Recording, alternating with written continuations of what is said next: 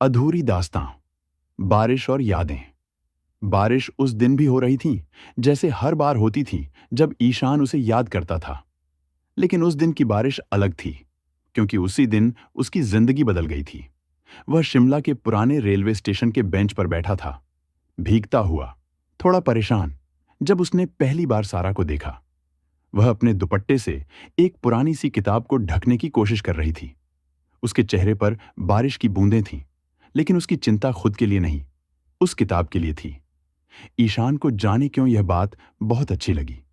उसने बिना सोचे अपनी छतरी उसके ऊपर कर दी और हल्के से कहा, इतनी भी क्या चिंता है किताब की?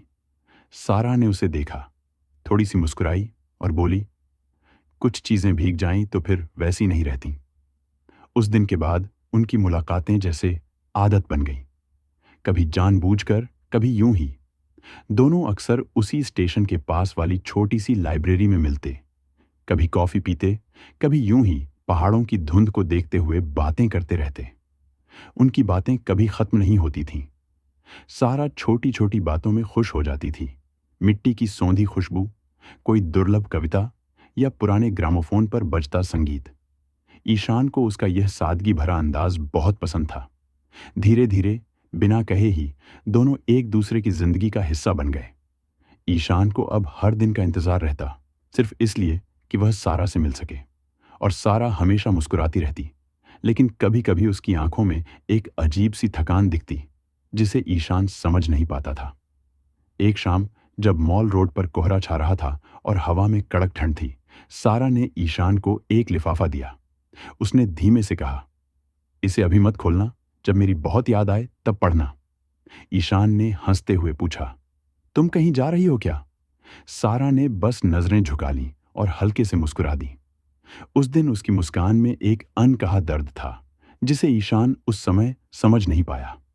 अगले दिन ईशान हमेशा की तरह उनके मिलने की जगह पहुंचा, लेकिन सारा नहीं आई। उसने सोचा शायद मौसम खराब होने की वजह से वह नहीं आ पाई। लेकिन जब कई दिन बीत गए और उसका कोई सुराग नहीं मिला, तो इंतजार धीरे धीरे बेचैनी में बदल गया। उसका घर बंद था और फोन पर कोई जवाब नहीं था। हर गुजरते दिन के साथ ईशान के अंदर एक खालीपन बढ़ता गया। आखिरकार एक रात उसने वह लिफाफा खोला। उसके हाथ कांप रहे थे और दिल बहुत तेज धड़क रहा था, जैसे उसे पहले से ही डर हो कि अंदर क्या लिखा होगा। खत में सारा की लिखावट थी, थोड़ी कांपती हुई, लेकिन साफ।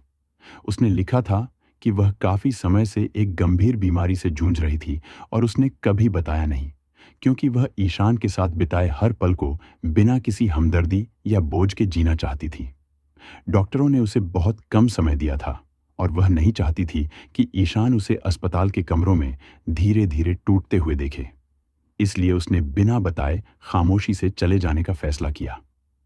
खत के आखिर में उसने लिखा था, मैंने तुमसे प्यार किया, शायद जितना मुझे नहीं करना चाहिए था।